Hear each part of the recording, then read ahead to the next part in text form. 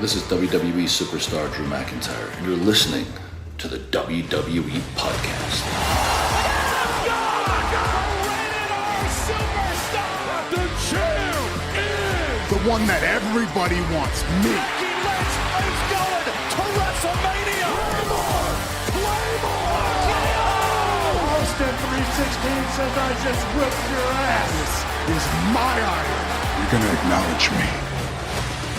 What is going on, everybody, and welcome to this week's episode of the Main Event Review. Thank you very much for tuning in once again to another episode. A lots to go through this week. We had the two matches on Main Event, which I'm really excited to cover actually, because we had something a little bit different to what we normally have, and that was no Alpha Academy. Massive surprise, but otherwise there were some good matches to sort of review as well. And yeah, the segments that also happened on Raw last week was obviously the Netflix anniversary. So we had a few title matches, which we'll probably review now. But in other news, I thought I'd update you guys on obviously my thoughts on Drew McIntyre being the new WWE champion. So obviously they did it in a way to protect Cody, which I'm not entirely against.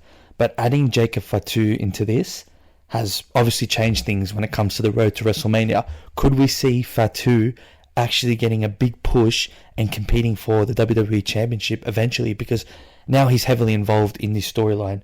We obviously know he attacked Drew McIntyre, but he also attacked Cody Rhodes. There's a lot of questions to suggest, is Cody Rhodes the person that attacked Jacob Fatu backstage? Or did Jacob Fatu retaliate in the fact that Cody Rhodes was holding him? Well, I don't know. That's probably the most interesting part of all this, but I love it. I love that Drew McIntyre is WWE champion. I honestly didn't expect it. I really would have thought that Drew wasn't going to get over the hump once again and get screwed over, but finally they've given him the title. So does Drew take it all the way to WrestleMania? That I have no idea of, but that makes, I guess, the road to WrestleMania a lot more interesting, and it feels as though that the Royal Rumble winner will probably challenge Drew McIntyre. So is there a case for Sami Zayn? There's so many questions because we got the tournament coming up. It looks like Cody Rhodes is probably going to take a bit of time off. So does Randy win the tournament and then Cody Rhodes screws Randy of the title opportunity against Drew McIntyre? I don't know. There's just so much. And yeah, I'm excited now. I'm actually locked into what's going to be happening because Drew McIntyre is champ. He deserves it. He's worked so hard. He's been so good the last 2 years, especially, I think, especially with CM Punk and the feud that they had in 2024, and then last year a long feud with Cody Rhodes where he gets up on top. So yeah, let's see what happens at the tournament. I don't know what's going to happen with that. I don't know who's going to win the Royal Rumble. They haven't hyped up the Royal Rumble. I don't know if it's because it's going to get a lot of backlash because it's in Saudi Arabia, but we got Main Event first before that. Saturday Night Main Event I'm talking about, and of course Main Event to review. But yeah, my initial thoughts on Drew McIntyre, I'm excited and I'm happy that actually he's got the title, and I think it's really cool. And it's funny that your current world champions are CM Punk and Drew McIntyre. I find that quite funny too. But yeah, Drew's the champion and got nothing against it. But we'll move on to, or before that, I will say that Javon Evans has also joined the roster. I did have a feeling he was going to join Raw. I'm a little disappointed that they did it during a TV announcement or television announcement, commercial, which is, I don't think it's fair. I think that deserved its moment. Javon Evans has been really good, 21 years of age, young, athletic, and let's see what he does on Monday Night Raw. I haven't seen him compete on Raw. Most of the time he's been coming on SmackDown, but now he's on Raw, so that's going to be quite awesome there. So yeah, we'll start with the first match, and it's Tala Tonga from MFT, which I'm surprised he got a main event appearance, taking on Apollo Crews. So yes, Apollo Crews has made his return. They haven't announced it on a main stage. They've put it onto main event. It's been about 10 months since we've seen him last, and I think he did have an injury, but to be honest, I'm a big fan of Apollo Crews, and it's awesome to see him back. Will they be doing stuff with him? I'm not too sure, because they haven't obviously put him on the main show, so I don't think they have plans for him, but it's just great to see him back healthy and back in action, and hopefully there's something for him in the future. But I think it's a stacked, obviously, roster now, especially with the newcomers, so yeah, not too sure what will happen with him, but the match itself, he looked really good. He looked in great shape, honestly performed really well in ring as well. It was a great match, but obviously Tala Tonga got the victory, And it was great that MFT didn't get involved, showing that Tala Tonga got this clean and is a dominant force. And he is obviously the big X factor when it comes to this group. 7 foot tall, a massive presence. So yeah, essentially I would say the result was fair, and it obviously gave motivation and a push for them and momentum into the match with the White Six, which, spoiler alert, they did end up winning, but this was obviously recorded before that. So it makes sense as to why Tala Tonga got the victory. And yeah, the MFT get a real surprise victory against, I wouldn't say surprise, but a good victory, an important victory against the White Six.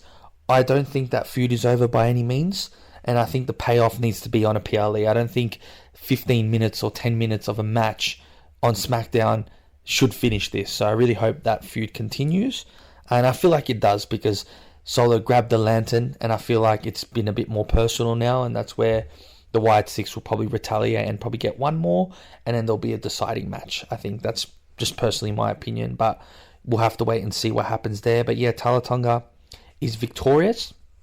We then have the opening match of the Netflix anniversary on Raw, which was Kairi Sane the Kabuki Warriors taking on Rhea Ripley and Io Sky. This was for the women's tag team champions. We obviously had a lot of sort of spark and fights on SmackDown between all the women's tag teams. So the women's tag teams elevated massively, and I think going into this match, Rhea Ripley and Io Sky, you would have thought, how are they possibly going to lose this given the star magnitude of this group? And they definitely didn't lose. We had Rhea Ripley pulling the Riptide on Asuka, followed by a moonsault by Io Sky, then followed up by a suicide dive to clear Kairi Sane away for Rhea to pin Asuka and new women's tag team champions Rhea Ripley and Io Sky. And yeah, I'm not surprised about it.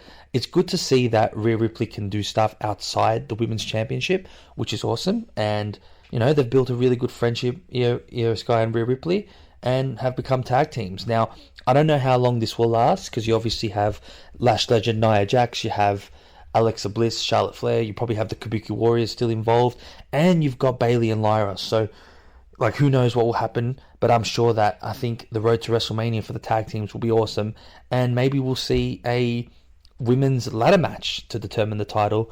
I know that most of the time, every WrestleMania has a multi-team tag team ladder match. Last year was like the only one that didn't have it, but they did it on SmackDown.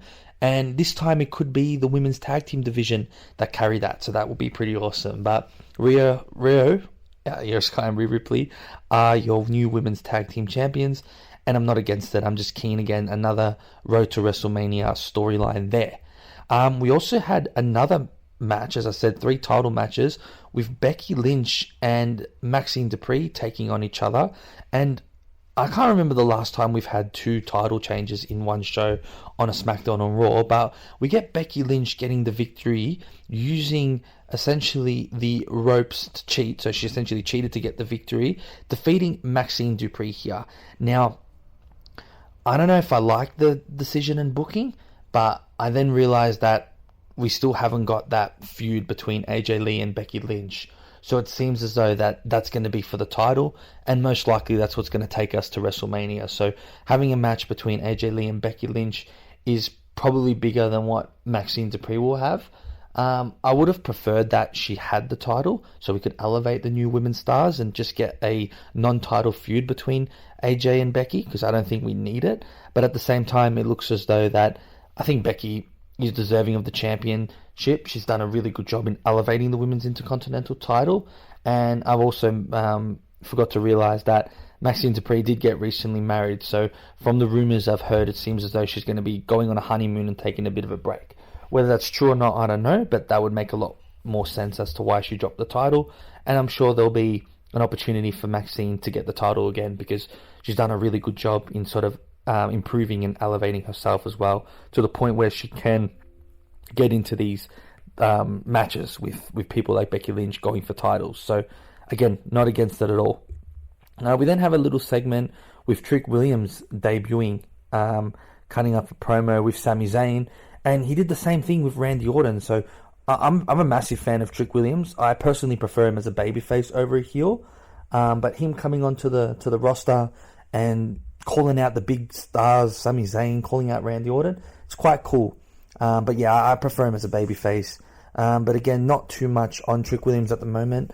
The most interesting thing I want to see with Trick Williams is him actually go for the US title and challenge Carmella Hayes, and maybe we see a massive feud between them, because I think that would be awesome. Those two have long history together in NXT. Trick Williams is always the second guy to Carmella Hayes. So yeah, maybe that will be something we can revisit. We then had the next main event match, which was the Americanos taking on the War Raiders. So the War Raiders are one team, again, that just can't get on the main roster. But look, the Americanos are making a great case to potentially compete for the tag team titles, maybe take on the Usos, who knows. I don't think they're at that level there, but they get the victory here, and it was the right decision. Obviously, distractions from El Grande Americano, followed by the headbutt by, I think it's Bravo. Yes, it's Bravo that won and took the pin. And awesome to see. The Americanos are real hot at the moment. They're getting a lot of airtime on Raw, and they're getting victories on main event. So it's good that they continue to push them and just make the Americanos look a bit stronger. Obviously, they do their best work at AAA, but they're still doing really good jobs on the main roster too. And look, the War Raiders, unfortunately, they just can't really catch a real break and compete for the titles at this point. So it kind of makes sense why they lost, because they're not really doing much. But at the end of the day, what we saw was probably the right decision. So yeah, the Americanos get the victory there. We then had a little bit of a promo between Gunther and AJ Styles, with essentially AJ Styles slapping Gunther, and that led for a match that's going to be happening next week in Dusseldorf, in Gunther's not hometown, in his language-speaking town. He's obviously from Austria, probably the closest place to Germany there. So I wouldn't say hometown, but I'm sure a lot of Germans will be supporting Gunther, but a lot of Austrians will also potentially be traveling to Dusseldorf to watch this. So it's the first time that AJ Styles and Gunther have taken on each other. I would have thought that this match could have been something of a PLE, given that I think Gunther's going on this like legend-killing run, obviously retiring John Cena, not retiring, but beating him in his last match, beating Goldberg in his last match. You would have thought that could have happened the same with AJ Styles, and this match could have been a bigger payoff, but who knows? It will really depend on the outcome of the match between AJ and Gunther. I do suspect Gunther will win. It's just how he'll win, and if AJ wins, what will happen, because I think this is probably something that could last a little bit longer than what it shows to be. But yeah, I'm excited for that one. I think it's going to be a very good match in terms of just wrestling displays. And yeah, we'll see how that goes, and we'll obviously probably review that next week. We then get the main event, which is the World Heavyweight Championship match between CM Punk and Bron Breakker. And this is where I'm going to start complaining. The fact that CM Punk won clean here is extremely disappointing. I know that CM Punk is probably supposed to win the title, but I just feel like it wasn't groundbreaking enough, and it certainly puts Bron Breakker away from the title. So that's what disappoints me in this. I think there should have been a way to protect Bron Breakker here, especially considering the fact that the whole year you've hyped Bron Breakker up to be your future star and someone that's going to take the business to a new level, and then you just have him lose cleanly to CM Punk, who, yes, probably deserves to win. They probably have big plans for him at WrestleMania, but at the same time, you can't let your young superstar lose like that, I think. And I think it just puts him away from winning the world title or getting close to it. Who knows? I could be wrong. He might clean up at Elimination Chamber or Royal Rumble, but I don't feel confident for that after this. And look, everyone can complain about the botches that were there, but at the end of the day, look, Bron Breakker's new. He's still young. He's still got a lot to learn, and that was probably one of the biggest matches of his career. So you can't expect him not to be nervous and wanting things to go well. So CM Punk did a great job in sort of making him look good in despite of those botches. And look, man, I don't really care about botches as much. They happen, things happen. People make mistakes. Matt did a perfect playoff analogy, which I liked. There, sometimes when you get to the playoffs, it's a lot of pressure, and going for the World Heavyweight title is basically the playoffs. So, I mean, Bron Breakker did a great job to get into the main event, and I know WWE could have done a better job in protecting him there. But nevertheless, CM Punk is still World Heavyweight Champion, and look, I'm not against it. And I guess, look, we have no hype up for Road to WrestleMania. We actually don't know what's going to be happening, and I think that's what makes things exciting.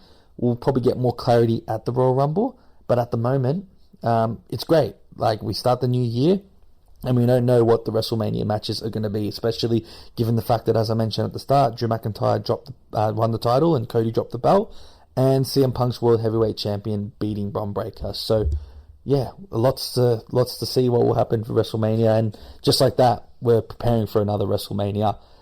Quite crazy, if I'm honest, but that's another episode of the Main Event Review wrapped up. Thank you very much for tuning in, guys, and I'll catch you guys next week. Cheers. Thanks for listening to the WWE Podcast. Don't forget to subscribe on your favorite podcast app so you don't miss a show, or head to WWEpodcast.com. And for all of these shows ad-free, head over to patreon.com/WWE Podcast. Until then, we'll see you next time.